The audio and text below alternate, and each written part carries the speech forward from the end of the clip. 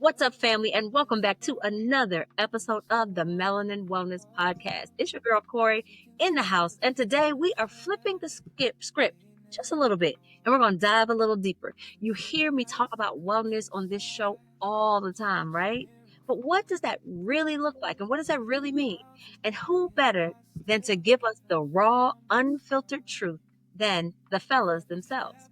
Now, this special, one-of-a-kind episode. This is the first of its kind. We're going to be handing the mic over for our special men's roundtable. The voices of men, what wellness means to me.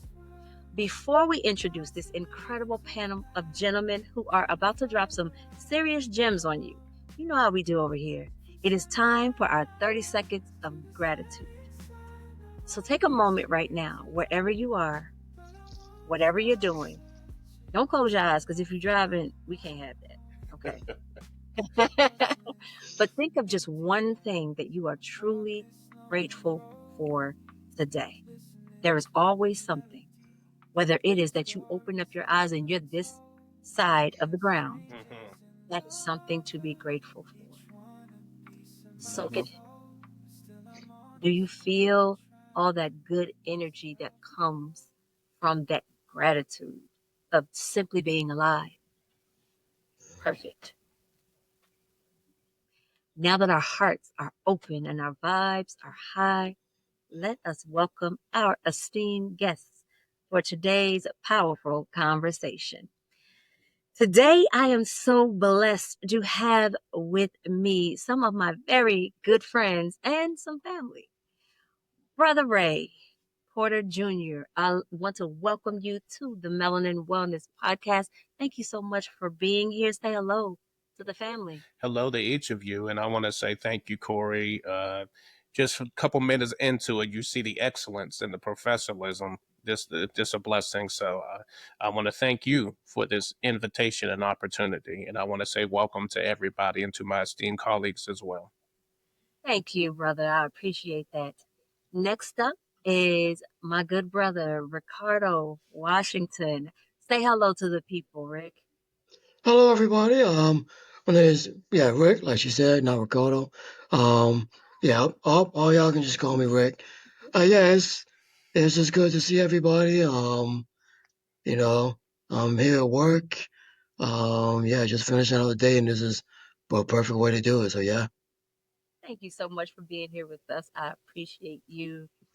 We also have my son, one of my sons. I have a whole lot of sons. Y'all know I talk about them on the show all the time. And this one happens to be my boxer. Say what's up to the family. Temporary host of the podcast, Jamar Dunn. Said that. I'm glad you said that because I was about to say, if anybody knows, don't nobody know, I am also the temporary host of the podcast. You know, always and forever will be the GOAT, the temporary host of the podcast. But I'm just glad to be here, you know what I'm saying, with, incredible, black excellence, you know what I'm saying? I'm gonna just say that. And I'm very thankful for this invitation. I'm honored. So I'm excited. I appreciate you having me on here. Of course, son. I'm so excited to have you here and hear from the voices of the youth. That was one of the biggest pieces that I wanted to have a part of this particular conversation was the voice of the youth because, even though the show is specifically created for Black women, it is loved by wellness seekers everywhere, male and female. And so I wanted to make sure that the voice of the youth was going to be represented here. And finally, last but definitely not least, we have the love of my life, my better half, Jason. Say hello to the people, baby. Hey, how you doing? And I just want to say this is really special. It's really cool to be able to share this with you. I'm so used to seeing you do your thing and watching you, and this is it's really weird to be on this side. So, and I'm also glad to be doing this with, my son and two gentlemen that I've known for over 30 Yes. years. For doing Yeah. that. Thank you. 18,000. Wow. I know, right? 1867. No what? See, Nobody asked you. Nobody asked you. and it's such a wonderful blessing to see husband and wife Mhm. together. You know Yes. that just Yeah. speaks so many volumes. So I salute you both. Thank you. Thank you. Thank you. You all. Thank you, baby. I appreciate that. I'm so glad to have you here with me. You know, you are the one who gets to see all the behind the scenes pieces that nobody else sees. You know, you get to see me in my moments of doubt and feeling like I can't do this and all the things. And you have always been my biggest cheerleader. So it is an absolute honor of me to have you here in my world. Well, thank you. I appreciate it. I really You do. are welcome. Thank you all so much for being here with us, y'all. I'm so excited. So let's get into this episode. So the first question that we are going to talk about is, what does wellness actually mean to you? So we are not talking about gym. We are not talking about green smoothies. We're not talking about weights. We're talking about, what does wellness really mean to you? Because I know it means something different to each and every one of you. Whichever one of you wants to go first. Okay. You want Jason, to go, go ahead. Rick? Go ahead, Uh, Rick. Go ahead. okay. Um, yeah, so for me, yeah, and I don't have like a dictionary definition. So I give a very functional definition of just how it works in my life. Um, to me, wellness is, how do I organize everything in my life towards being physically healthy, mentally, spiritually, um, you know, intellectually healthy, creatively healthy. It's not, I don't like to separate those things. I think Hmm. the minute that you start pulling things out of that, you create these weird little breaks in the overall wellness picture. I think it's much more, I don't want to use the word holistic because that word gets thrown a lot of, no, that word gets thrown around a lot, but it is holistic. Hmm. Everything you do impacts everything else in your life. So wellness to me is being aware of, if I'm not taking care of my body, how does that affect my spiritual life? If I'm not taking care of my spiritual life, how does that impact my intellectual life? And so it's all constellation that works together or doesn't at all. That's a pretty big functional definition. I can break it down even more, but yeah, I'll wait. Yeah. I know for me, you know, there was a time where, like, like Rick was saying, I just did one part. I was exercising, I was doing things, but my mental was, I was all over the place, and there was no balance in my life. There was no balance.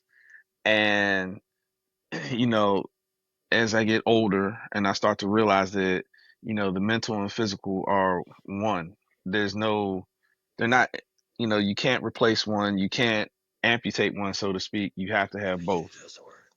And for me, you know, I'm at an age where I'm starting to get my mental right. And at this big age, as we like to say, Hmm. I'm starting to get starting to understand, the journey that I've been on and the journey on which I'm still taking. And I know that, now I have to start incorporating the physical. The physical is, I mean, I gotta start getting everything together, tightening up, because, I plan on being here for a lot longer. I know that's right. And if you don't have both going on, it doesn't matter how many push-ups you do or how many namaste you do, so to speak. If you don't have them working hand in hand, it's not going to flow. And we've seen too many people who are our age that leave early when they shouldn't. So Yeah. that's my thought. I think. I'm sorry. No, I was just going to tell you, go right ahead. I think about it first. I always like to give the Webster's definition, and it speaks about the state of being in good health, especially as an actively pursued goal. In other words, it's a goal that never ends. we continue to pursue it. Just like in life, and this is some of the things we share in the church, that there's no such thing as a perfect church, but we strive for perfection. You reach that unattainable goal. Only God is perfect, but we strive to be like Him. And I like what Rick said about the many facets. It's like what it means to be completely prosperous, not just financially, but mentally, but physically. So that was excellent because that was in my head as well. And also what Jason was saying in reference to balance. I like to use this demonstration right here, making sure that everything is all lined up, making sure everything is on one page. And if one thing is lacking, then it just goes to show there's not 100% balance. So making sure certain things, it's almost kind of like a house. Okay, so you got your air conditioner straight, but maybe your furnace will go down. Yeah, so you want to get that straight, and you want to get your garage door straight, and you want to get other things straight too. I think about in sports where, and of course, that just had to sneak in there, but what it means in baseball, what it means a 5-tool player. That's what makes a complete player, not just one that can hit, but also hit for average. He can also run. He can also throw and play defense. That's what makes a complete player when you're able to do all those things. So that's what I believe wellness is, when you have everything, all the boxes checked when it comes to your health. That's what I call complete wellness. Well, I can't give you a textbook definition at all. I'm gonna tell you that right now. I mean, in examples, you know what I'm saying? What wellness means to me, like having a good mental state of mind, having a good spiritual state of mind too. Whether it's like cleaning your room, whether it's, doing like a self care day, whether you are, I guess, going to the gym. Even though we said that we weren't going to say that, but, it's just an example. Um, that's stuff that to me, like, taking care of yourself, taking care of the surroundings around you so that your mind can be clear. Because to me, a messy room, that just means that your mind is not clear. So it's just like, you clean that up and you have a better state of mind, and to me that's what wellness is to me. you know um you know Knowing when it's okay to take a break, when it's okay to go hard. That's what it means to me in the short term. You know, I listened to a piece from each of you and what you felt like wellness meant to you. And I do definitely identify that because no matter who you are, whether you're male, whether you're female, no matter what, wellness is holistic. It really is. And it has, like Rick said, it's been thrown around all over the place and it has almost become a buzzword. And a lot of people don't really understand what it means. But it does mean total body. So for me, wellness being means being well in every facet of your life. Yeah. Be emotional, physical, mental, spiritual, financial. A lot of people leave that piece out because, if you're stressing about bills, your mental ain't gonna be right. So now your mental ain't right. You ain't getting no good sleep. Right. So now you ain't getting good sleep. Now you got an attitude. You don't want to eat. You ain't eating right. You eating wrong. Like it's just this trickle down. Yes, it is this trickle down effect. So it is so important to address like the 8 dimensions of wellness. Every part of you has to be addressed. And it's refreshing to hear men say it. Women, we say it all the time. We all over social media with this self-care Sundays and all these things, but very rarely do we get to hear it from you guys. So I already know the answer to this, but this here is what this is for. So growing up, did any of you ever see men around you prioritizing their mental or physical health? How did that shape you, whether you saw it or didn't see it? Ray, go ahead. Today. So yeah, when I was younger, I mean, what I always hear things about mental, but unfortunately, when you would hear words about psychiatrists or psychologists or therapy, unfortunately, and it kind of reminds me what the scripture says: "My people suffer from lack of knowledge." And what my late bishop always would say, people don't agree with what they don't understand. A lot of times people didn't understand, so it would be marked as taboo. Like, oh my gosh, what? Is there really something wrong? You're going to therapy? What's the issue? And it would just, instead of understanding what it meant because of what therapy and how beneficial it is. So it wasn't spoken about unless it seemed like it was an extreme case. So my folk, when I was younger, it was always about physical, you know.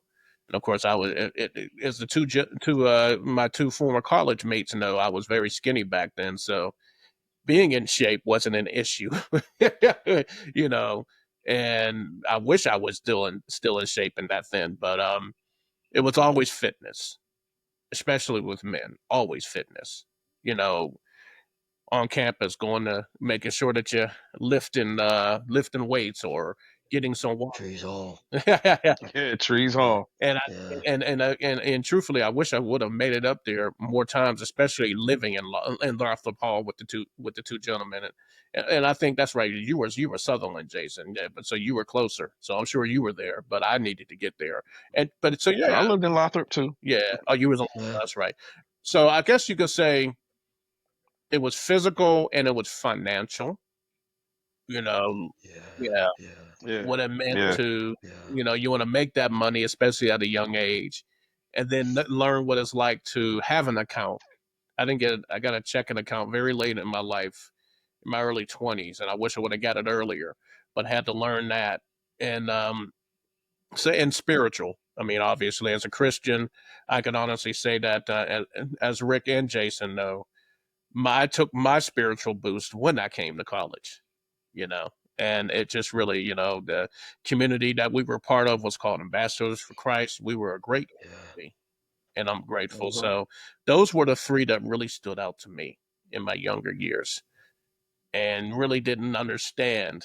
And I'm grateful I do now, but really didn't understand and fully comprehend the mental aspect till I got older. yeah, Yeah. That's bang yeah. on. In fact, I mean, I know a lot of times, especially as men, we were taught either directly or just in the culture that if you needed that type of mental or emotional support, what's wrong with you, man? Just get in there, just do it, just toughen up, be a Good. man. That's You good. know, Yeah. but there's a lot of that. Um, and unless you are blessed with truly special people in your life who would help you actually they never sat me down and said, okay, today we're going to talk about mental health. Um, but I have to give it up to my father. He was always good with, just allowing me to be honest and say, what's in your mind? You know, speak your mind. You know, what are you feeling? Just say it. Now, the way he would say just say it was like, just say it. Just say. Um, stop, stop beating around with it. Just get to it. But that was good. He was actually, in his own way, pushing me to say, okay, you need to get this out. You need to just be honest, be honest, be honest. Um, but yeah, like I'm glad Ray brought up the financial because that gets left out of a lot, I think.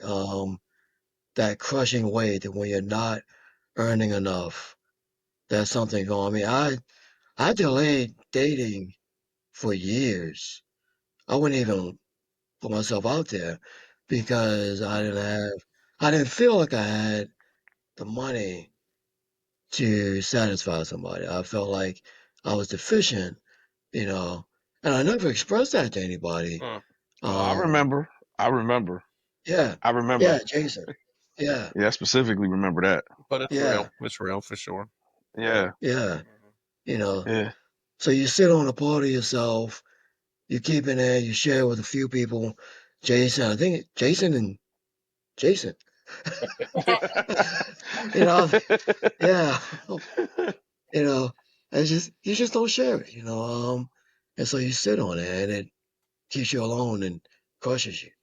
Yeah, Yeah, I mean, I know for me, the there was you just gotta get right with the Lord, and you go lift, or you go, for me, go play sports. Um, but nothing where you you sat down and it was okay with your whole family. Everybody, you know, excuse me, unfortunately, you know, the three of us are from, sorry, Chris, or sorry, Jamal, but we're from a generation where we were told, suck it up, Right. don't cry, True. real men don't cry. Hmm. Or a man. Um, and the only thing you're supposed to do is provide for your family, and you work, you just work. And if that was what you did, then that was supposed to be enough because you were taking care of your family. And you know, and if you didn't have a father or a father figure in your house, then it would, you were missing a piece. Like, my father wasn't there, but my grandfather was there. And, my grandfather, he was very old school. So mental health was not something that was talked about. Hmm. And, you know, expressing yourself, getting, feelings and all these other things, they were not something that was uh you just didn't do it. I mean, don't get it twisted. My grandfather and my uncles, they showed me a lot, but getting my mental health together, um, learning how to express myself, uh, my feelings, learning how to get it off, being able to get things off of my chest, being able to just talk when something's going on with me. My thing would be either to go play ball or go lift, or if I was working, throw myself into my work. And those things are, they're just not, I mean, you need to be able to get rid of some of the aggression, true, but to be able to express yourself and talk about what's going on and deal with the problems, it just wasn't taught. And if you're dealing with the fact that you're broke, and unfortunately, all the the three of us, we were broke college Yeah. students, and for a while we were broke adults.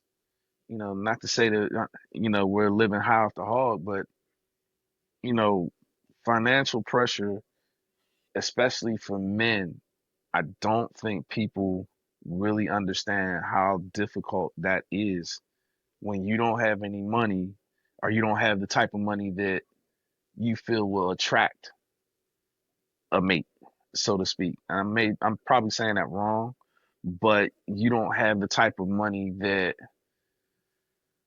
uh most women will be like, oh well, I need him, even back in the day, I need a man that's driving this and wearing that. Now, not too long ago, what was it, 6 feet, six figures, six pack, Oh my. and it's just that's not old. It was just said differently, but that whole thing is not old. Mm.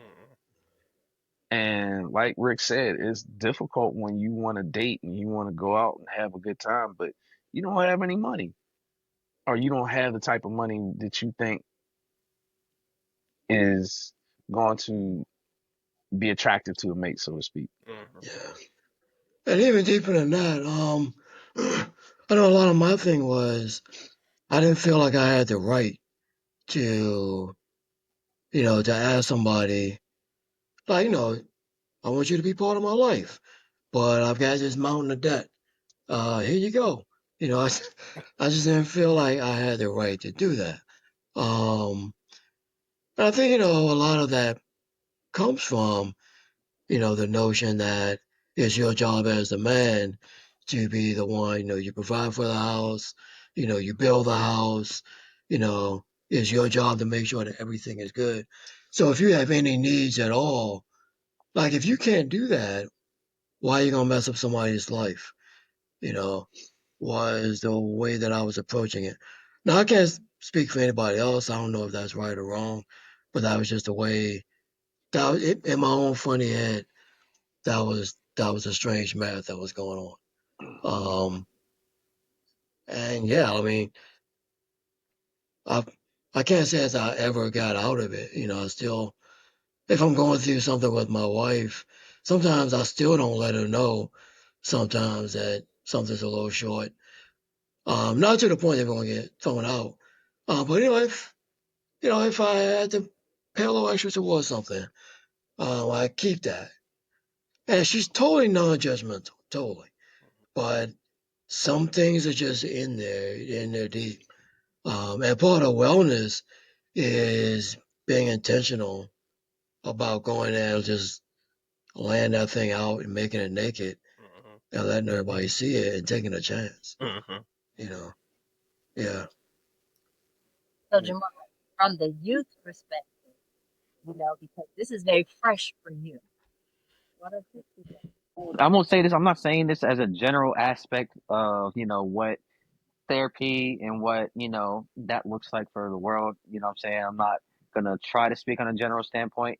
I'm gonna try to speak from what I see based off of what I've grew up seeing, what I've heard, what I've listened to, whatever the case may be. Growing up, first things first, obviously I had be the go talk to my parents and be like, this is something's wrong with me, you know what I'm saying? And just, have them both be like, all right, so what's going on, That's something that I had, you know, the pleasure of having. When it comes to, the state of the world, like it feels like kind of a mismatch or a mix up because you see it starting to slowly become a thing where, therapy is necessary and everybody's like, okay, fine. Or where men are like, all right, I need to get my mind right. And people are cool with that, but at the same time, people still kind of find ways to kind of dismiss it, dismiss the man's pain, whatever the case may be. And even in some of the kids my age, they either get dismissed or they have the option to talk to people, and it's just like there's no in between with it.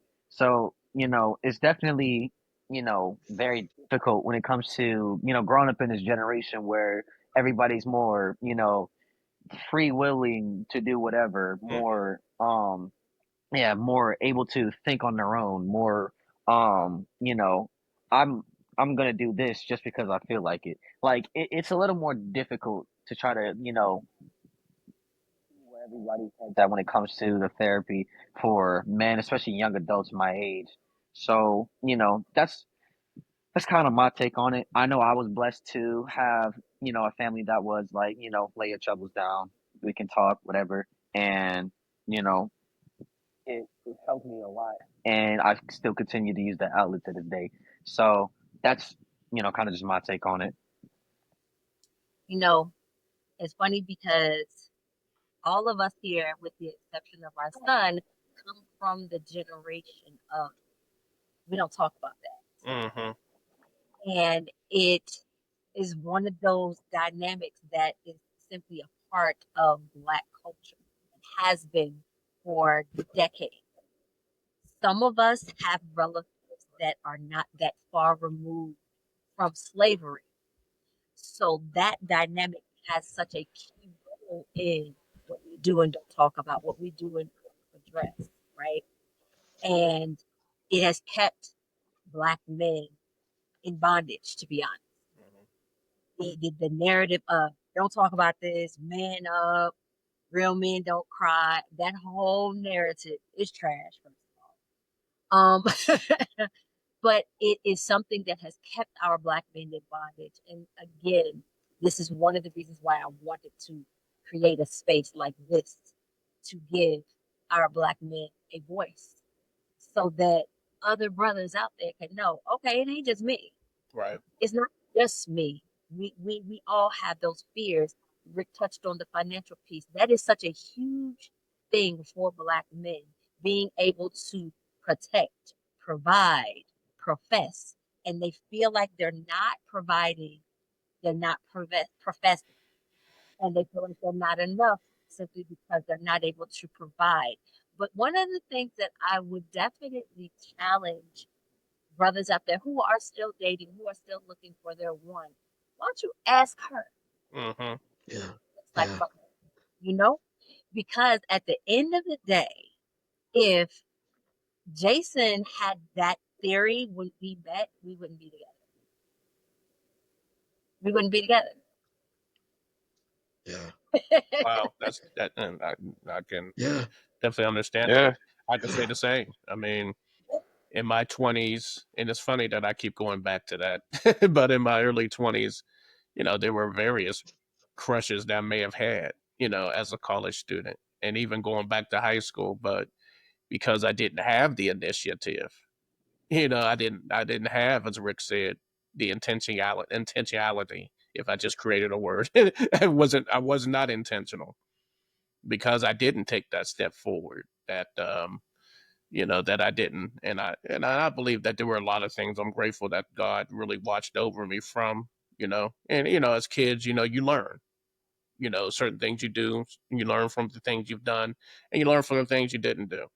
But I also thought, and this is transparency myself. I mean, because I was a lot smaller, and like I said, I wish I was that now, and working on that. But We all do. right. So, but Yeah, man. times that Yeah. I would almost, Everybody. I won't say I had low self esteem, but just to speak out of James Bond language, it was shaken self esteem, where Mm. I didn't really recognize my value, where I would say, well, why would somebody want to go out with me? Now that's something I never shared, but as I began to continuously grow spiritually and standing on God's scripture and promises, like there's a scripture in Psalms that says we are fearfully and wonderfully made. And we also know from a general standpoint, God don't make mistakes. So, but just understanding, in the Christian culture speaks about value because of what God has done, So, and then also just learning different things. I mean, classes that I've taken and just even good people influences in my life and mentors that spoke about just being able to value yourself. Because if you don't love yourself, you can't properly, fully love somebody Yeah. else, and it reminds me of a movie. I don't know if anybody ever seen this movie, and I admit I did. I forgot what it was called, but but it was a movie that was actually based in Pittsburgh. Old, You old. know what? He's old. Yeah, These old people. Forgive and him. He's and just old.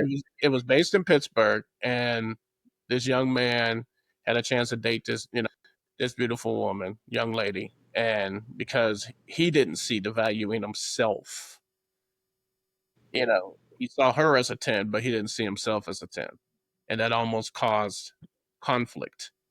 And she explained it to him, like saying that, look, you have to show me why, you know what I'm saying, why you have that value. What is it that you bring, et cetera, et cetera. So it just really taught those self-value rules, and those are things I had to learn, Yeah, and I think that that's and important I'd always for you to desired to. have this. Huh? Huh? That is a part of this conversation here. These types of conversations that are had because you are creating this sense of no matter where you are in Right. this situation, or what your age, no matter what generation you're coming from. When you start having these conversations, you start to develop this sense of self and a sense of who you are. That's when you're challenging those old narratives. You're breaking up with those old narratives and you are starting to do your work. And that's where it starts. So, what's the one thing that you wish that Black men felt more comfortable doing when it comes to their mental wellness? Jamar, I'm gonna let you lead this one off. One thing I wish, Black men would do is just just talk. Honestly, just talk. That's the biggest thing for me.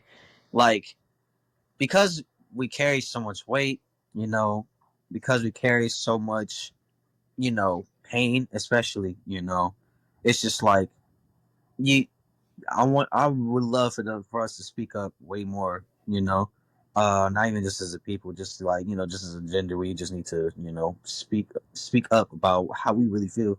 You know what I'm saying? Of course, in a respectful manner, but just have somebody to listen to it without it just being laughed at, scoffed at, dismissed, whatever the case may be. Just talk. Don't be afraid to say anything. Mm-hmm. Um, Especially if you are hurting, you are in pain. Like that's something that's always been important to me is that people get a chance to speak. You know what I'm saying? Lay their troubles down and vocalize how they feel. That's just something that's always been big to me. Rick, you want to jump in? Yeah, I'll say this in a way it's gonna be weird, but I wish we could learn to be more unapologetically selfish about who we are. Mm-hmm. Love it. And I'll explain that. Um, I think as black men, one of the things that we can fall into is, the cage that label can put us in. Black people don't. Black men don't. Black men do. You know. And what happened? Like, what about the young black man who doesn't know the roster of every NBA team for the past 25 years, right? He's now left out of every conversation, and everybody around him is really good at making them feel ashamed about that, Mm-hmm. right? Well, what if he's just not into that? What if he's into something else? So I think, we need to encourage each other and ourselves just be selfish about who we are, what we're interested in, and know that none of that diminishes who you are as a black man. You know, um, and that's really hard, I think, for a lot of us to do because you want to be in, right? You Yep. want to be a part of the group. But when the group doesn't make you feel welcome because you don't dress properly, Mm-hmm. you know, and I'm that guy. Like I never take fashion advice from me. Um, yeah, it'll always go bad. My fashion is like 30 years old. Like the stuff we wore in college, yeah, still there. Um, so, but why should I feel bad about that? That on average every day, a t-shirt is high fashion for me. You know, why should I feel bad about that? I don't know the name of everybody on the latest NBA teams because I'm too busy trying to do other stuff, and I should be free to be unapologetic about that, right? That's, but I think sometimes we can be really cruel to other black men who don't fit the very tight mold of what we feel a black man. And those are really shallow examples. There's other deeper examples I can give. But we definitely have these ideas. And when somebody doesn't fit that idea, it's like, oh man, and you acting white, So I think we need to support each other Mm-hmm. in who we are, no matter who we are. Agree. You know. You know, it's funny, Rick, you say that, but I don't think you realize you and some of the guys who we hung around, and Ray, I've known you longer. I've known everybody else, Mm-hmm. but you know, you made it cool to read comic books in my 20s. Mm-hmm. Yeah. You made it, you know, you were one of the first people, and the people who we were around at the time, who made it cool to nerd out when nerding out wasn't a big thing at the time. Yeah. I still had my thing where, anybody that knows me, sports was always my thing. Mm-hmm. But, and, Ray, you remember how deep I was into playing basketball. Right. But, but Ray, or excuse me, Rick, you remember how we nerded out talking about the kung fu movies and still were watching kung fu movies, or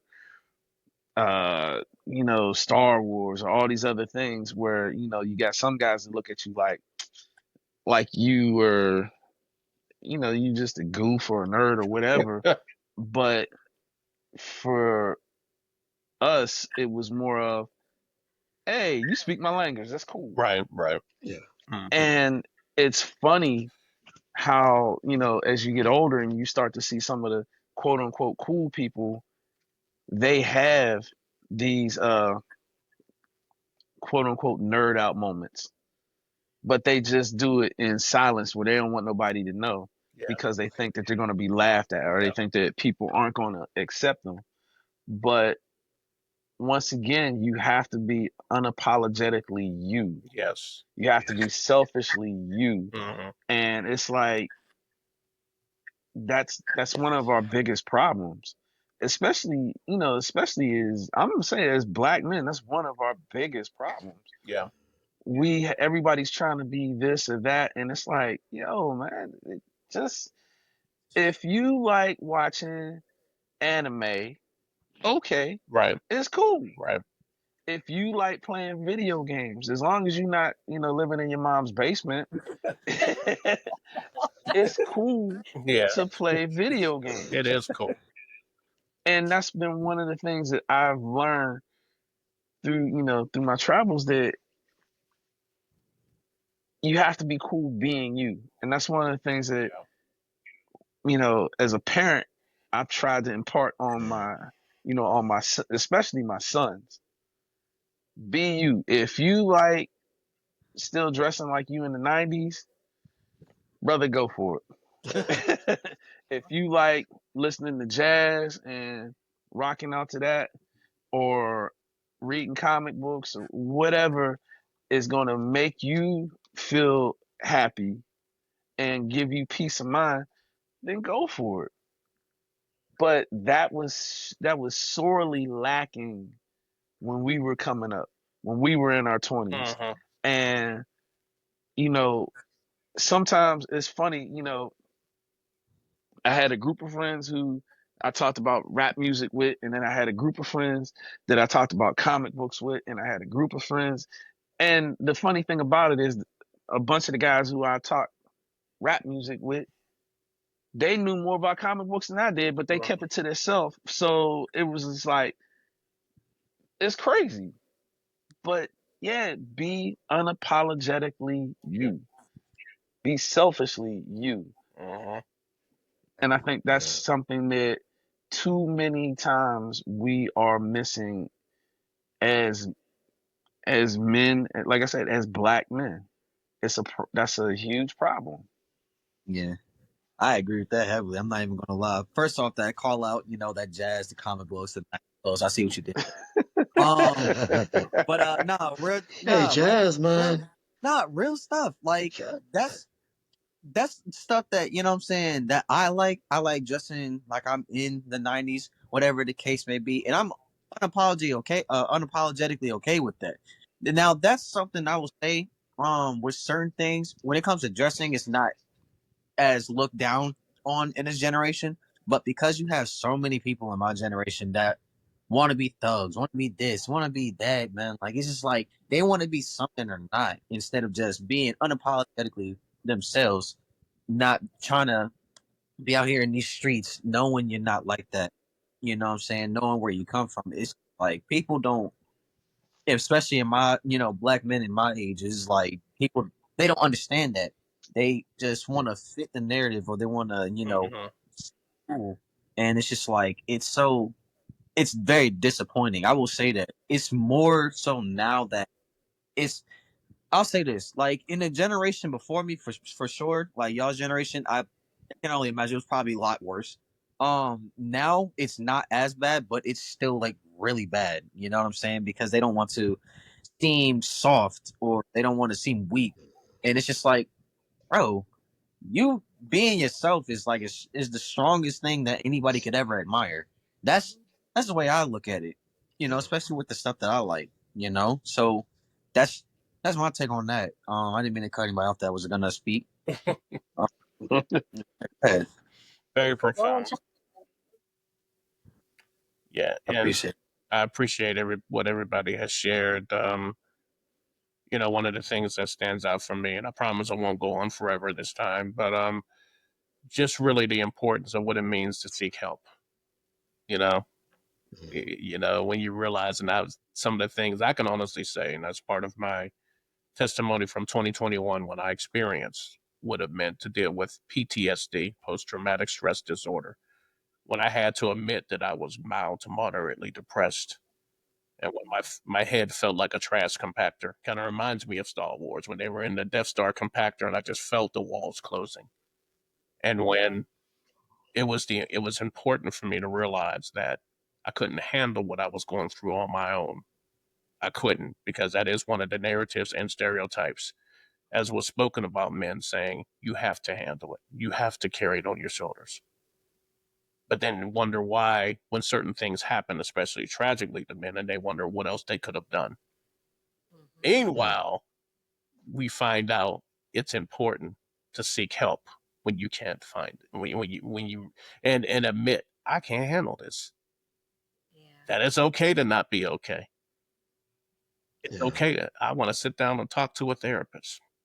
I want to get educated on what it means to handle coping mechanisms with PTSD. I mean, that whole experience for me was just a blessing, because making those steps really helped me and helped restore me. And I'm grateful to God for it. So really encouraging men. It's okay when you don't know. And it's okay when you need help and you can't handle it on your own, because there are ways, and there is help out there. Mm-hmm.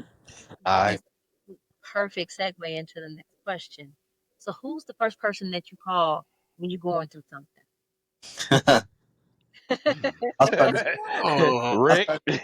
I'll start this one. I'll start this one. is this outside of All right. spouse? All right. Now, No, it's be the completely first person. Who's the first person? yeah.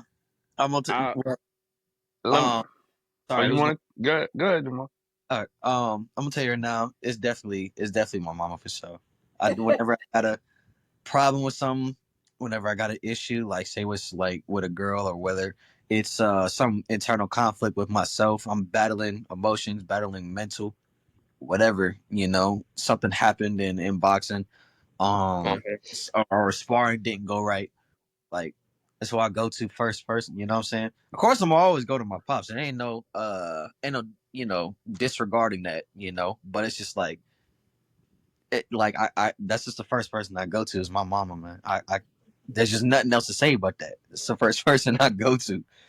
Anytime I need help with something, when I was in school, when I needed help with homework, anytime I was going through something at school, whether I was getting bullied or whatever, whether, what I'm saying, somebody said this to me, or whether something good happened in class, that's the first person I go to every single time without fail. Every single time. I That's it. know, I know for me, you know, and Rick will tell you, there was a time where I called Rick and it felt like I had, was like, Rick, please. And,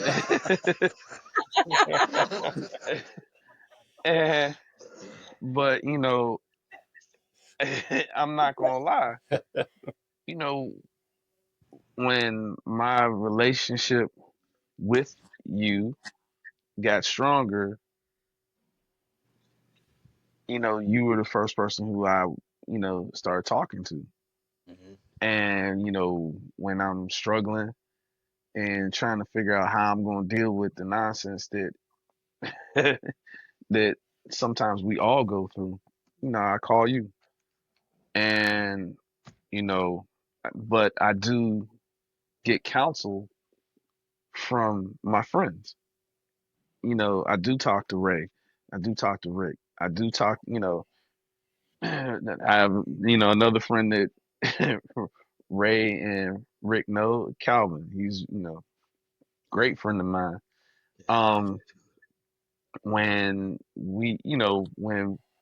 I need information about how to deal with something, one of those brothers, I call them.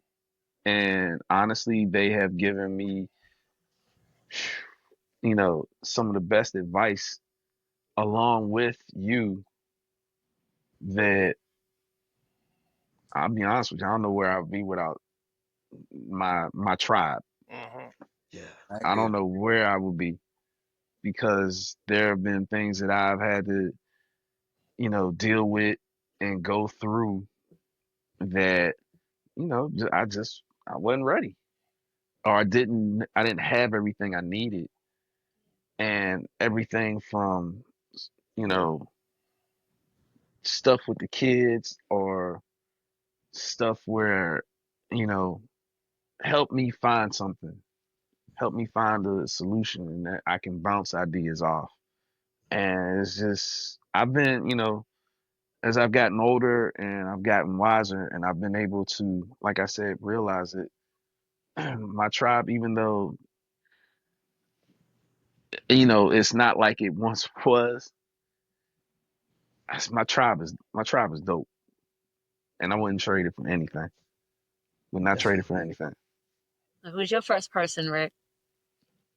Pulling off what Jason said, yeah, like I love this idea. I'm gonna steal your word. The whole tribe thing, right? So I'll get back to my first person. Of course, my wife Sakina. Um, but I think it's unfair to have one person be sort of the holder and the everything. Um, I think in marriage we put a lot on our spouses, put a lot on our parents. Mm-hmm. You know, but they have their own stuff. If I have one person who I dump everything on, is that fair to her, right? So she's my first, but yeah, like Jason said, I had this tribe of people. This team. Make it even smaller, because I think that group should be small. I don't think it should be like 20 people. I think Right. if you have like 3 to 5 people, you're good. Where you can count on. And yeah, like each one of them, I think it's important that you can go to each of them for different things, and not overload and crush one person. You know, um, and I think you have to be intentional about who gets in your tribe or your team. Like everybody doesn't get to wear the jersey, right? That's a fact. That's good. That's You good. know, That's good. yeah. Mm-hmm. I like that. Brother Ray? Yeah, Your thoughts. that's an excellent question, Karina. I like that. It makes you think. Like what did Arsenio say back in the day? Things that make you go home. So Mhm. you know, it's easy to say my wife. I'm grateful for my relationship with Nikki. We're getting ready to, I'm grateful for 19 years, and so I know I can't, because of where we're at spiritually as well as naturally, and compatibility, etc. What a true marriage and compatibility and soulmate is. I also, my former bishop, Otis L. Carswell, he was somebody, my spiritual father, who I would go to. And likewise, his wife, his widow, Annette, Apostle Annette Carswell, she's one. So I think, honestly, I do have an inner circle. I guess it depends on the situation or circumstance, and it depends on the need. So it would be, in addition to my wife, certain persons in my inner circle that I know I could go to, brothers as well. The crew that Jason is a part of. My best friend Otis Lockhart. And others as well. So I would say my inner circle, depending on the circumstance and situation. And see, one of the things that I love is that you each listed. Basically, you have a tribe, right? Mm-hmm. Mhm. That is something that is so key for everybody to understand, that people who have these strong support circles, they tend to be happier overall. Mm-hmm. Happier overall, because social connection is one of those 8 dimensions of wellness. And you should be intentional. And we have said that word so many times Yeah. tonight. You For must be sure. intentional. Who is a part Yes. of that tribe and a part of that circle, so that when you are in a space where you need positive vibes, positive energy, prayer, all the good things, that those are the people that are going to pour into you, just as you pour into them. Yeah. Anybody have time for no unevenly yoked friendships? Okay, we don't. Best not. Yeah, Yeah. that is an excellent point. And one thing I wanted to add too, in reference to you, Jason and Karina, I think about when my bishop did pass back in 23. And I remember you both made it a point to make sure I called, to make Yeah. sure I was okay and to hear me. So I can honestly say I appreciate your words, your presence, and your counsel as well, you know. And Absolutely. so I just wanted to thank you publicly. Grateful indeed. I appreciate that, brother. Have any of you experienced a moment where not healing cost you something? Time, relationships, peace, anything? Jason? um, not healing cost me. It caused me to have low self esteem, to put myself in a position to where, as you know, my good friends can tell you, I was in a no other word to put it but an odyssey where I was struggling to figure out who I am, what my worth was, and it bled.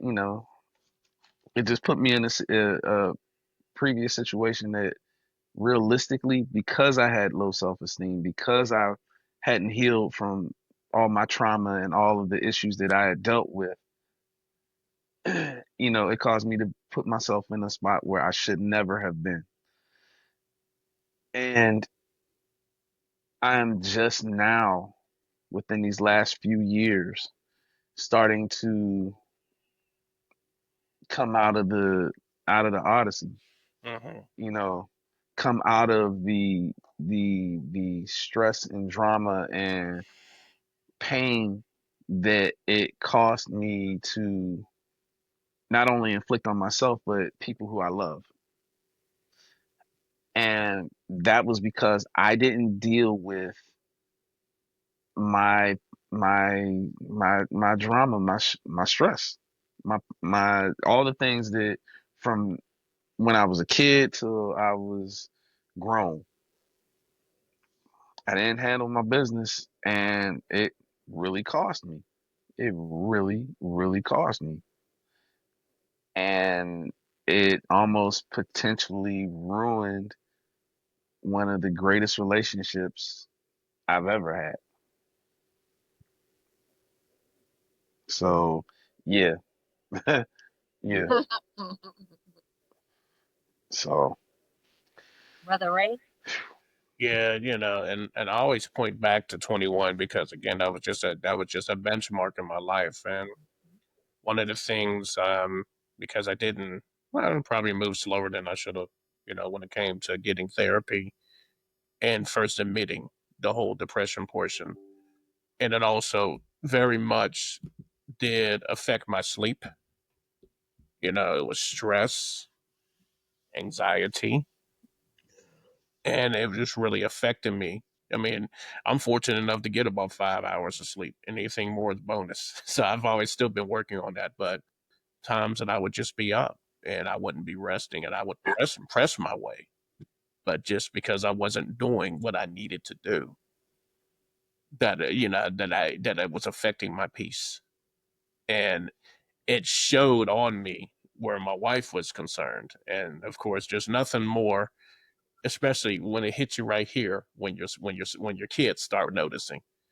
And I always remember when my son just walked up to me and said, "Are you good?"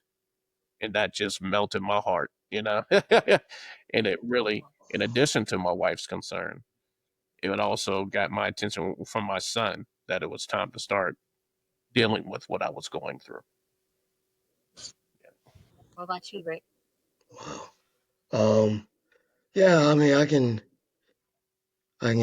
going back to what I was saying about my dad encouraging me to be honest, and my mother, same thing, be honest. Well, right out of college, even in college, I wasn't honest with all of them. I was pursuing an academic path for a career that I really didn't want. Um, I was good at it, but I was miserable doing it because I didn't want it. And You can only do that for so long. Even though, you're getting good grades, life is good, and then when you start pursuing that path, the fact that I was miserable every day, you know, not suicidal, but I would wake up Mm-hmm. and just stare into a dark room Oh, I know that feeling. and just wonder, like, Same here. Oof. man, like if this day didn't continue, I would not cry, you know, and I was there for a long time, and then I finally just had to follow my parents' advice and get honest with everybody and say, I don't want to, this is not what I want to do. I need to find out what it is that I really want to do. And it's funny, I was doing that because I was afraid, fear, right? Um, Fear of the unknown. But It's real. I feel like a fool now, but I shouldn't because I didn't know. They were nothing but loving. Nothing. You know, I'm trying not to tear up, but I might not. Um, This is a but safe. It is. yeah, they were nothing but open arms, and they feel guilty. Why do you tell us sooner? So because I didn't deal with it, then I suffered for years. You know, in a dark place, and I should have just been honest. Stupid. Yep. Be honest. Yeah. So yeah, Yep. I remember that. I remember that. yeah, yeah. Cause Ooh, I you, remember you that. and Colin, well, I think the two people who I was like, man, oh, I I remember don't, that. yeah. And Yeah. both y'all were like, you should say something. And I was like, I'm too afraid to say something. And they were like, Yeah, say because something. Yeah, Say something. yeah, I remember that because I remember it was just like you could see you were going through the motions. You're yeah, just going through the motions, and it was just like there's nothing worse than going through the motions. Nothing. yeah. No, Nothing is yeah, worse than going through the motions because that is where depression is, that is where anxiety is, that is where low self-esteem is, that is where all of those things that just flat out suck are located. And when you're going through the motions, yeah, I remember, man, I remember that. yeah, Whew, I remember that. yeah. So Jamar, Well, what for me, does not healing cost you? not healing. Hmm. Well, I'll say this: growing up, you know, I used to be very angry. There's a lot of things that I used to grow up being angry at. I'm not gonna, list all that. It would take me years to get past. Won't bore you with that. Um, it's a lot of stuff that I grew up angry, and part of me refused to deal with it. And that's the thing. I had a really good childhood. There's no debating that. It's just, there's so many caveats to my childhood that made me so angry. Stuff that I had to deal with in school, that I had to deal with, whether it be like, uh, family issues or whatever the case may be. And it's just like, instead of talking to people, instead of being like, you know, talking to the people who would listen to me the most, I just held that in. It cost me time, being depressed, being, sad, being, feeling like I was when I wasn't. All I had to do was speak up. And, it cost me the greatest deal of time, you know. Um and it took me, I wanna say, in more recent years, especially when I turned 19, to realize that I don't have to be this angry person. So what big that's probably the big cost me time, not talking to God. I definitely believe in God. Not talking to my parents, not talking to, some of my home, that's the people I talk to, friends of mine. It just pretty much cost me a little time just sitting in my anger. That's really it.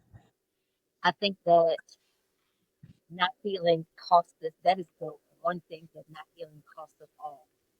It costs all of us time, whether it is the time that we needed to develop into something greater, develop into the people we become, whether it is, you know, mental health, it definitely costs us peace. Yeah.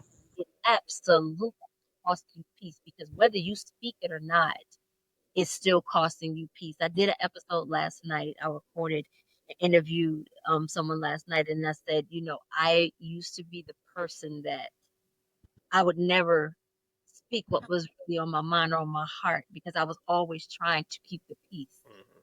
But when you're always trying to keep the peace, you will have no peace. Yeah, that's a You'll have no peace whatsoever because you're always trying to keep the peace for everybody else. This question is going to make y'all laugh. I already know it is. What does strength look like to you now versus what you thought it meant at 21? wow. That is yeah. That is good. I ain't even on yet. You got that. I'm not even 21 yet. That's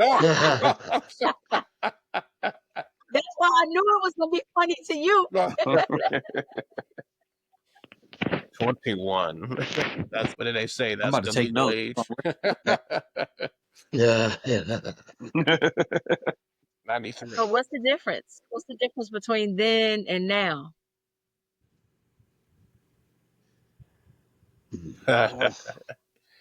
Something Hey, just go ahead after you.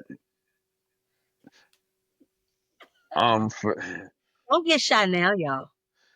me, when I was 21,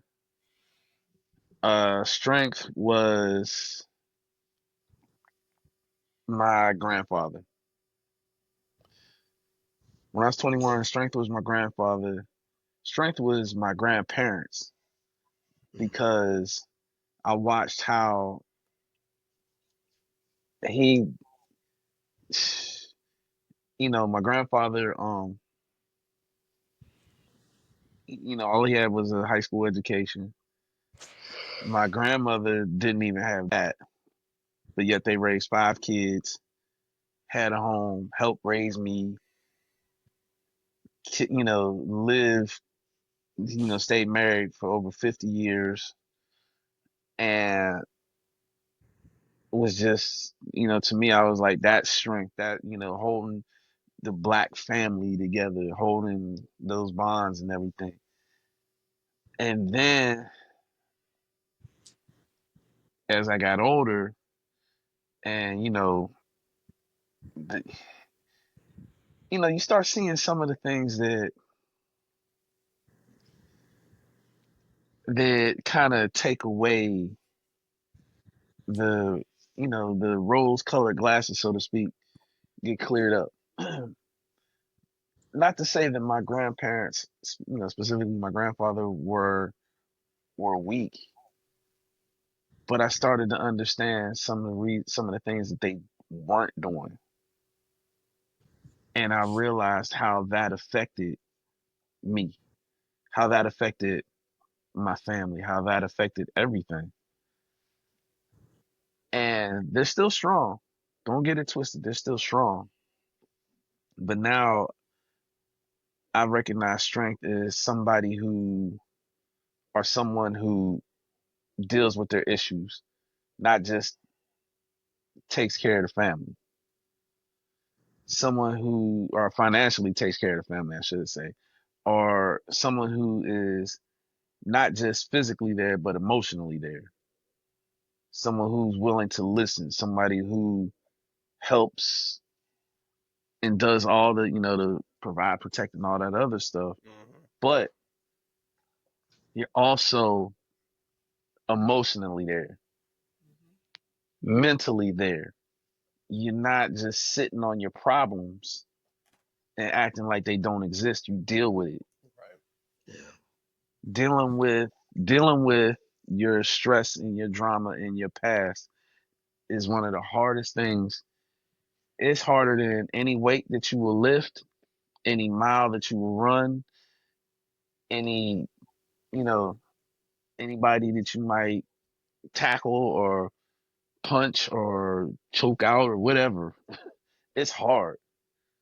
Dealing with your emotional baggage is one of the hardest things.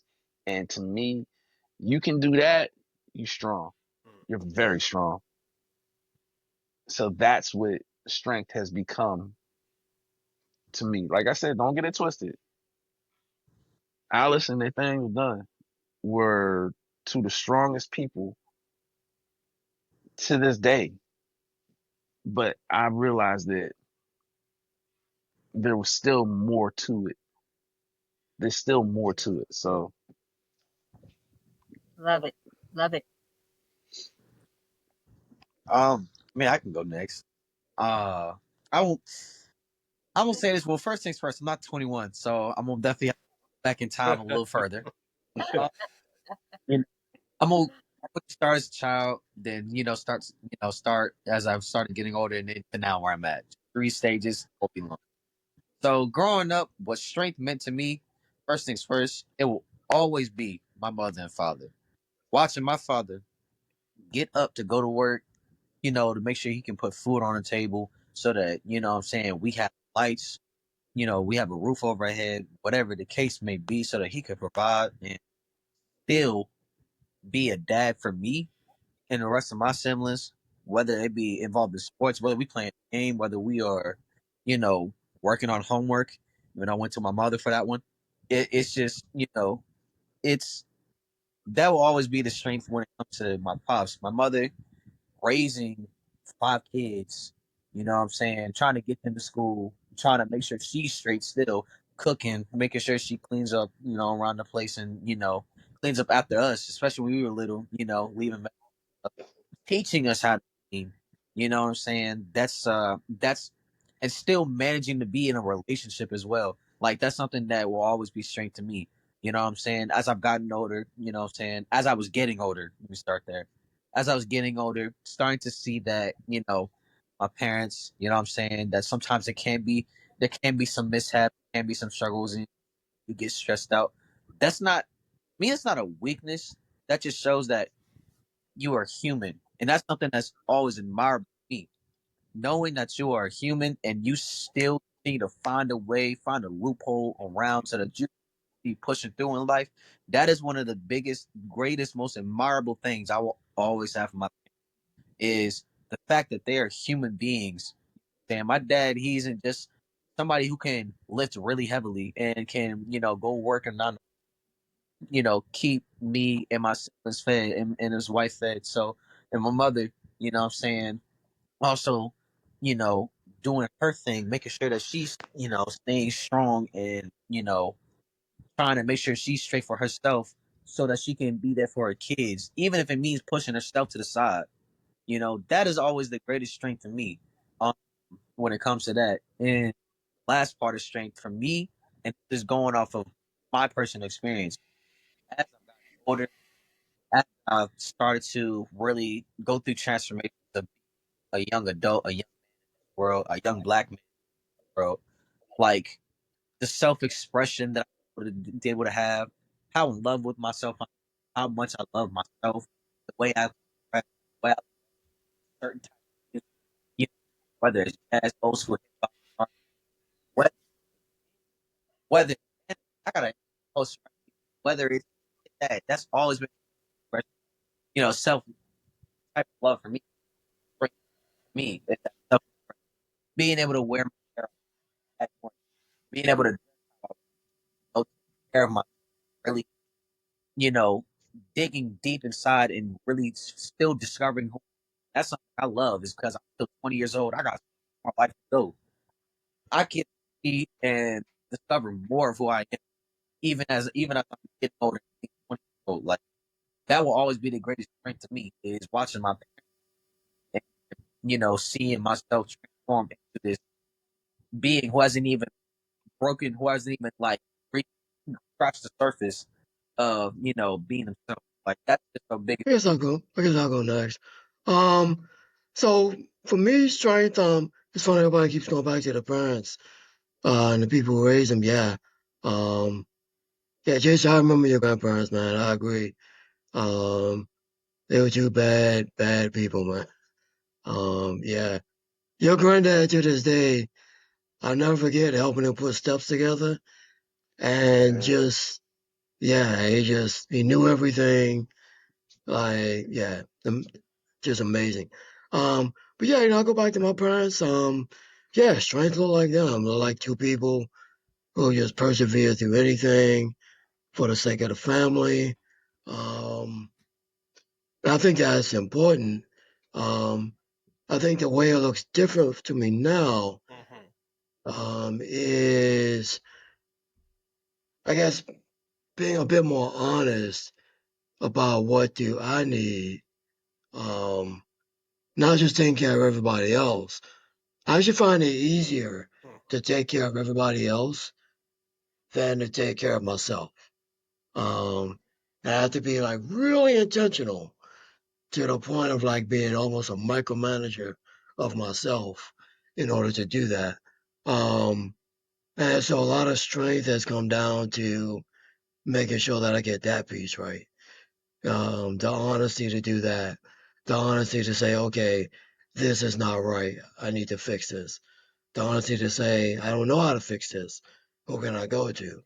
Um, my parents, they were really good at making sure that everything was good for everybody else. You know, like they would be on fire and they would still make sure, like literally be on fire, and they would find a way to make sure that everything was straight, you know, but they weren't very good at putting out the fire, you know, or letting somebody else put it out for them. And I've learned that like being strong is dealing with that too. Yeah. What about you, Benoit?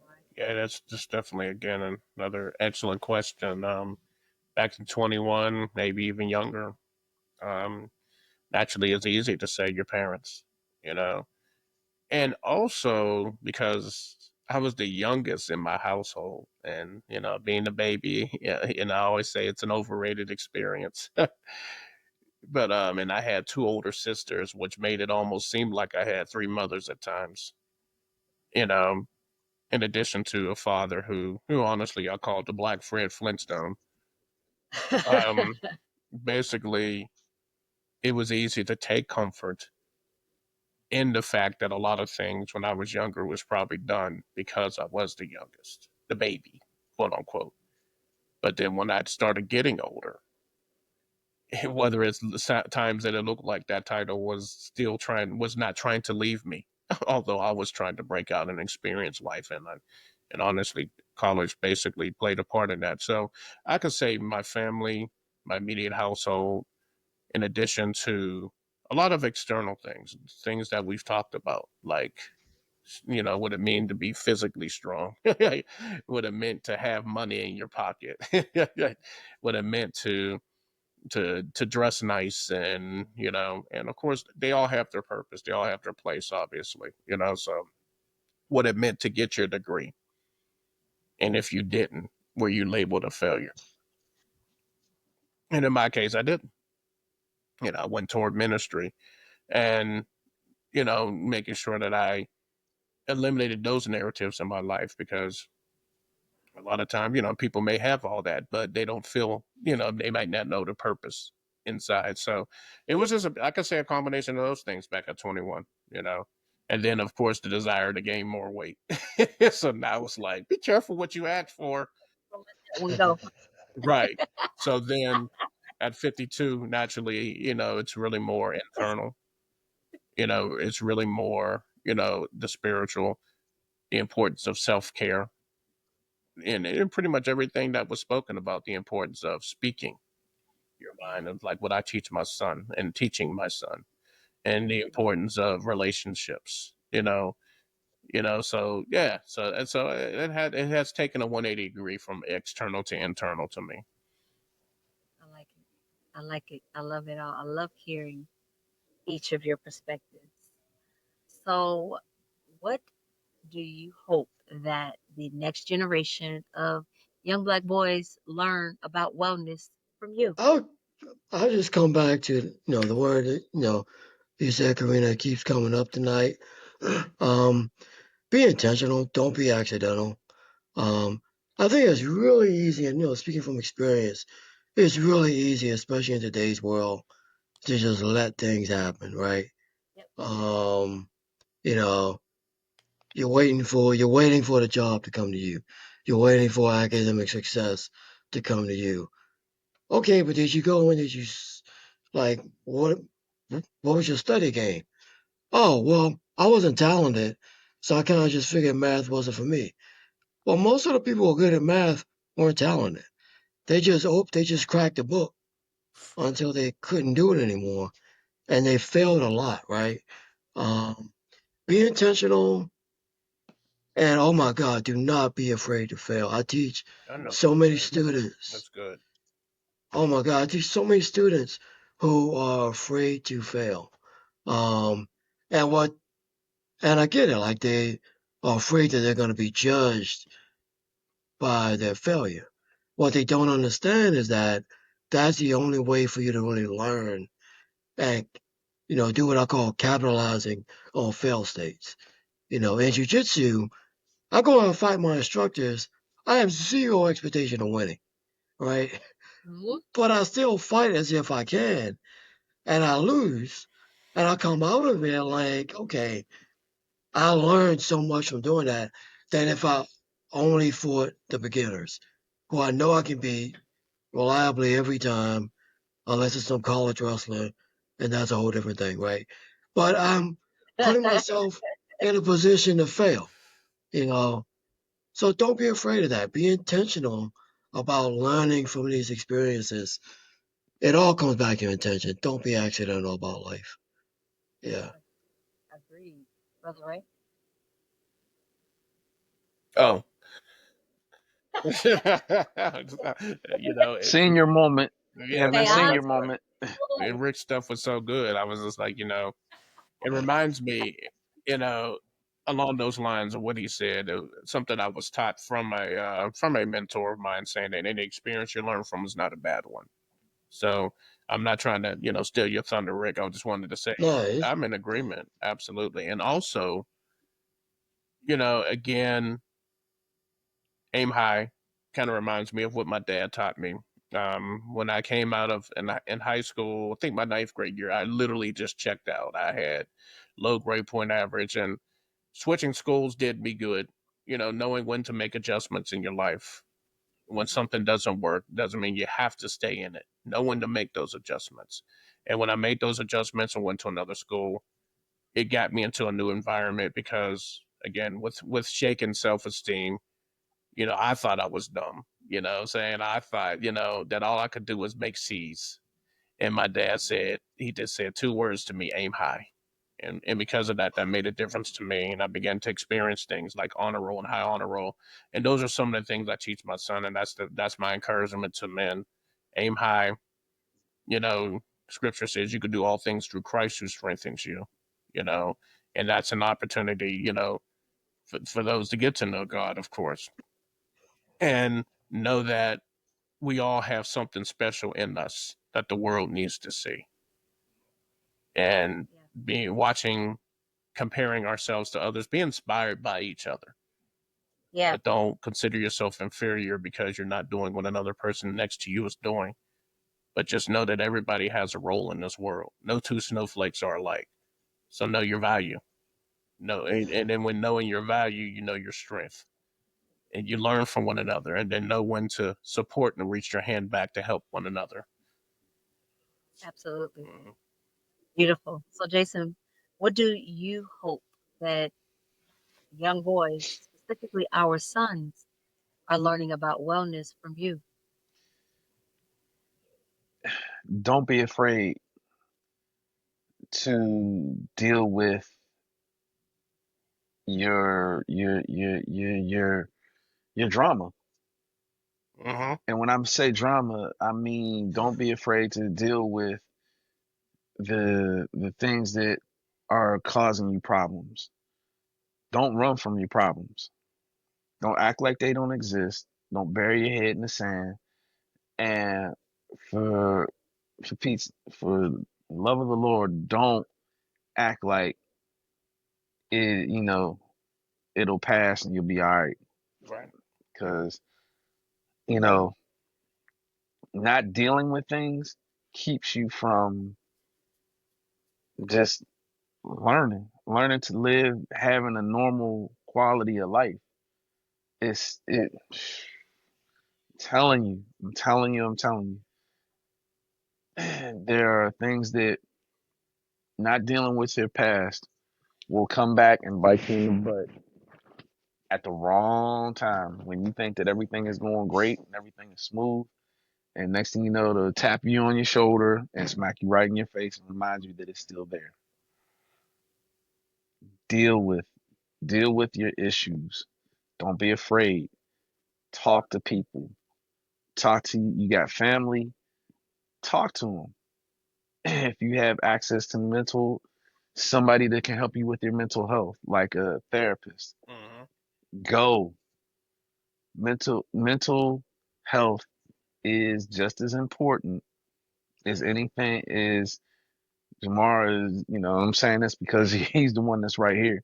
Is any punch that you will throw, any title that you will win, any person that you will meet, it is extremely important because you can't, if you don't take care of your mental health, I mean, how many people have we seen who mentally weren't weren't strong? They Right. had all the physical tools and they had all the gifts. I mean, if we're talking about boxing, I mean, think about it. All the reach, all the speed and power and all the, skills, but they're dealing with demons and they can't succeed. They wind up in jail or wind up losing fights that they have absolutely no business losing. Mm-hmm. That's good. So Yeah. deal with your drama, deal with your issues. Don't run from them, don't hide. And just one other thing, don't be afraid to fail. Right. Failure is not a weakness. Failure happens. And one of the best things about failure is you learn from it. Learn from every mistake that you make, learn from every failure that happens. Don't be afraid to fail. Don't be. If you lose a fight, okay, why go back, look at it. Why did I lose? Why didn't I win? What did I do wrong? Was I in the right mental state? Was I eating correctly? Did I do all the work that I needed to do? So those are the things that I All right, Jamar, it's on you. What do you hope that the young men behind you, the little boys who are looking up to you, what do you hope that they're learning about wellness from watching you? Hear you, son. That- Can hear you. Okay, how about now? There we go. All right. So my thing is, for the people, for the young black people, don't be afraid to be expressive. Be able to, dress the way you want to dress.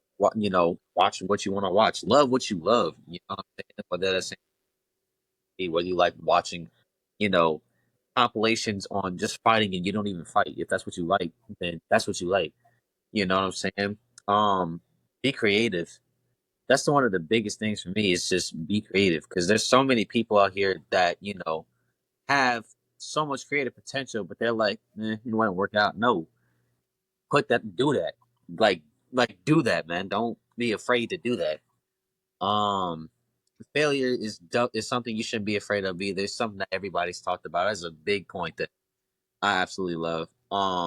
You know, if you don't, if you don't, fail and you don't learn from it, it's just like, what's the point? You know what I'm saying? It's just like, don't be afraid to fail. Don't strive to be perfect or be some perfection because at the end of the day, you are a human being. That is perfectly fine. So it's just don't be afraid to fail. Um, be the best thing I have for sure. Be open to learning. Learning is like the best thing I could ever do in this life. Like I absolutely love learning new things. So be willing to learn. It will help you a long way in life. Like it will. You keep an open mind. You keep take advice from people. Of course, with a grain of salt when it comes to certain people. But you need to go in and do your own research and whatever. But be willing to learn. That is the biggest thing I could say is just be willing to learn. Um, there's a couple of points I had, but that was the biggest one that I like. Is just be willing to learn, have an open mind, and don't run from any trauma that you have. Don't run from any problems. Make sure that you talk to somebody. Don't be afraid to express yourself. You know what I'm saying? Whether you are talking to a physical therapist or whether you were just just alone in a room with just talking to God Himself. Like, don't be afraid to express yourself. That'll help you get everything. So don't be afraid of that. Nothing about anything that I said says that you are weak in any capacity. That's the biggest thing for me that I hope that the generation next to me looks to. You know, you have many passions. Go for it. You have a passion, go for it. Don't be afraid to go for it. You know, and keep trying. You know what I'm saying? That just goes back to failure. Like the biggest saying I've heard is that a winner is just a failure who kept trying. You know, he failed so many times until he succeeded the one time. That's what made him a winner. So that's the biggest thing for me. There's So I'm thinking that the theme here too ain't no L's over here, only lessons That's good. Mhm. No L. learned. L Definitely. L we take it is a lesson learned. Facts. Yeah. Facts. So, there is no mistake that you can make that's too great for you to bounce back from and still go on to live in your black boy joy and still go on to be who you were created by God to be, to walk your path, to walk your purpose. What's your personal theme song when you're at peace? Now you're gonna get me to start combing the brain. Okay. I have quite a few. I I ain't. don't, I And don't I'm always know. listening to music, so I mean it shouldn't be hard, right? All right. Who wants to go first on this one? I can I go. do not. Or one song, one song. We're not One getting ready song. Okay. to Okay. Okay. Okay. One song. Uh, when I'm at peace, that's too many though. Okay. count. I'm gonna try to name one. I'm gonna say if I'm at peace, like especially if I'm like in a calm bath or ice bath or whatever the case may be. There's a song called "Peace" by Tommy Flanagan. There was way back in the day, definitely way before I was born. It's called "Peace," and it's just it's just the piano, Tommy Flanagan on the piano. We got the drum brushes just playing slowly, the bass playing, and it's just a slow tune, 6 minute tune. I can sit in the bathtub and I'm just at peace with myself. I get to you know go into my go into my mind, take a trip in my mind, and just space out. Talk to my inner self. You know, be it peace, be it silence, and not to worry about anything. That's the one song. That's definitely a theme song. Okay. The main theme song that Okay. keeps me at peace. Okay. Who's next? Uh, all right. I'll say this. Lately I have two. I have two. Sorry, it's not just one. I have One. two. Oh, All right. Well, Gotta my theme music when my mind is right and I'm really just at that level is Nika's Dream by Art Blakey and the Jazz Messengers.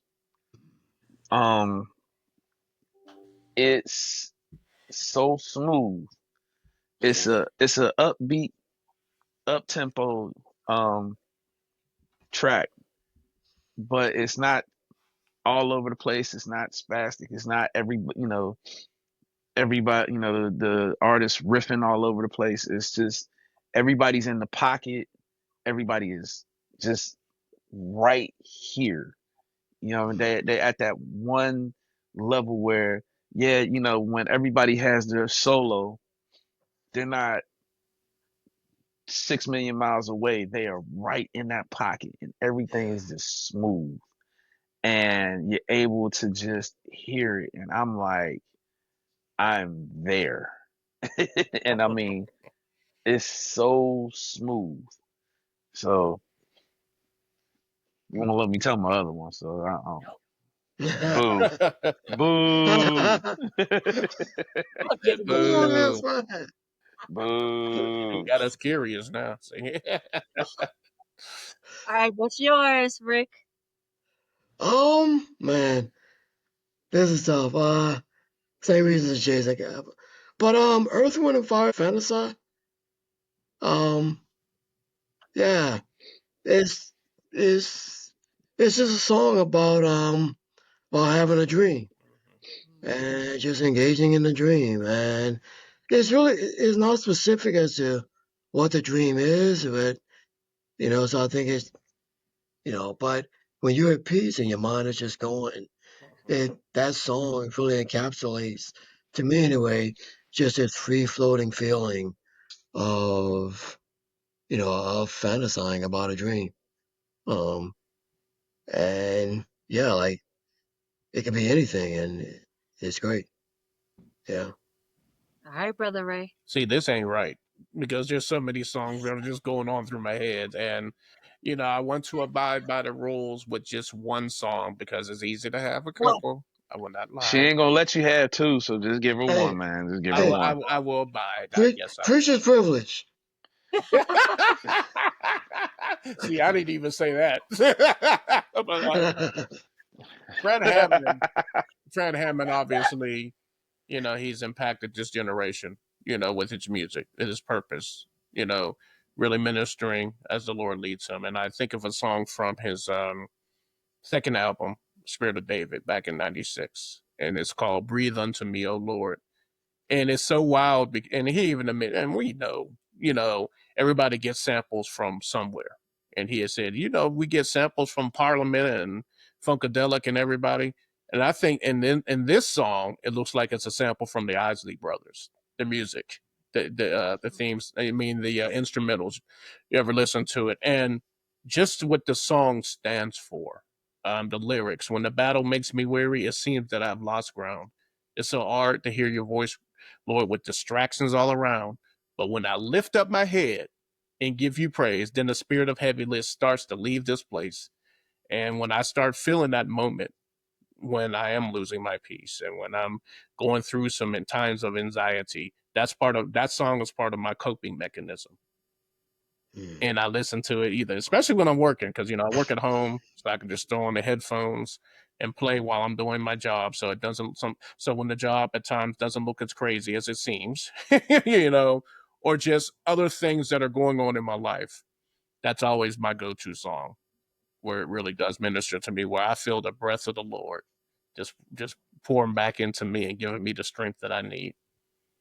I love it. I love it. All right, since we are on the rules, I'm gonna stick to the rule too Yes. because I'm the host. Even though it's my show, not do what I want. I ain't See, gonna do it. she probably gonna say two. Watch, watch, Nope. watch. Where's I'm my just gonna say challenge flag at? one. There is an artist out who does Christian rap, and his name is Mike Teasy. And he has a song out that's called I Feel Good. Uh-huh. And in the chorus, he continuously says, God is good all the time, and all the time, God is good. Oh, wow. When I tell you that that song does something to me, I listen to it when I work out. I listen to it when, like, no matter when I'm happy, if I get upset about something, I listen to it. If I'm feeling uncertain about something, I listen to it. Like, that song is in such heavy rotation in all of my playlists at all given times. If y'all haven't heard that, y'all need to check it out. Like, that song, that's the one right there. That's the one right I will there. check it out. I will. Wow, family, what an episode. No, Rick, Ray, Jamar, Jason, I appreciate you for coming together and giving brothers something to think about, giving them a voice, besides their own, to hear and to understand that, yo, it's number one, I've been there. Number two, it's going to be all right, brother, because I know what it looks like on the other side of this thing. Y'all gave brothers a roadmap for addressing traumas and mental health and physical health and relationships. And you all dug so deep tonight and you were so vulnerable. And I cannot thank you enough. This was not just a theory or an experience, guys, or experiment, excuse me. I plan to continue this work here because if you've ever listened to the show, you know that the show is all about healing, right? It is all about healing and thriving. And that's not just for my sisters. Even though they are centered here, it is not just for them. Healing is y'all's birthright too. It is y'all's complete and total right to have this health, this wealth, not just monetarily, this richness, this fullness, and to live in y'all's purpose and be who y'all really are supposed to be. I am so proud of each and every one of you because you stepped forward out of the shadows instead of remaining in the background, in the dark, and continuing to whisper just amongst each other. So your courage and your bravery, I salute you each. Thank you. I want everybody to wrap the episode up for me. I'm handing the mic over to you guys. You guys close it out how you see fit. Shoot. I appreciate you having me on here. It's a pleasure to get to talk to other fellow black men, of a different generation, to see other perspectives too. Because that's one thing I love seeing is different perspectives from other generations of what they see in terms of mental health and being a black man, especially in this world. So I appreciate you having me on here. I appreciate everybody being here. You know, that's really all I can say about that. God is good. Yeah. And you say that as the temporary host? God is As the good. temporary the host of the podcast, I will always say that God is good. All right, never forget that I am the temporary host of the podcast. Jamal, never forget that. Yeah. I just want to wrap up by saying thanks. You know, when Karina and Jason reached out months ago now, I was like, yeah, this sounds kind of interesting. I have no idea what it's gonna be. But yeah, it's been amazing. So yeah, thank y'all for putting this together. Yeah, Mhm. it actually felt good. Yeah, Yeah, I'm grateful for it as well. I remember when Karina first brought it to my attention. How long? I mean, it was probably what, a year or so, maybe even 2 years. And I know at first, yeah, I think it may have been a schedule issue. And, I'm grateful that we were finally able to make it happen and to be able to be on here with two of my college, my brothers. I want to say college brothers, my brothers from college, just brothers for life. And the young man, Jamar, and of course, my sis as well. Karina, just job well done. Thank you. And, I know that God is going to continue to bless you with your, like I said, your excellence and your professionalism and just a touch, a good cook knows how to put a special touch on whatever they make. And I see that you have a touch on this that's going to stand out. And that's really, and that really is going to benefit so many people. So I'm grateful for the opportunity to encourage men, encourage brothers, and really do whatever it takes because we are all in this together. Absolutely. Uh-huh. Thank you, brother. And I just want to say, thank you to my better half, because this was something that we've talked about for a long time. And I want to say thank you to my son, Jamar, for, being vulnerable and opening up and talking about the things that, you deal with and have dealt with. And I just want to say thank you to two brothers who I've known for over half of my life, well over half of my yeah, life now. yeah. More than Yeah, and I yeah, mean, me and Ray go Good Lord, me and Ray go back to like when we were 7 and 8 years old Good at Lord. the old Shady Side Boys Club. in Pittsburgh Boys Club. Uh, And Rick, Years ago. yeah, and me and Rick, we go back to when he used to play poker by himself, but that's another story in itself. oh, really? I want to hear about that. Oh, Hey, all I say is this: it's the only way I can win. is that it was So like the thing that's when I used to play Madden. Yeah, that was it. Yeah. But go ahead. yeah. well, I'm gonna say this, Rick. When I knew me and Rick were gonna be friends for life, I'm watching him play poker by himself, and he just stops and he's like, somebody misdealt. It's like, what? What? oh man, it's being real. Like, this dude is Hey, different. you gotta be honest. Be honest. When he said that, I was like, all right, first, after I stopped laughing, I was like, this is a dude who, yeah, that's we here. We definitely here. And I was just like, wow. But, like I said, you guys have always been there for me. You've been there for my family. And I just want to say thank you. And I love you. And, take us home, baby. I thank you each for being here. To every brother who is watching this and every sister too. Remember, sis, you have to be the safe space for the men in your life so that they will have that soft space to fall. I thank everyone who has tuned into this episode. I hope that you took something from it. And until next time, family, stay well.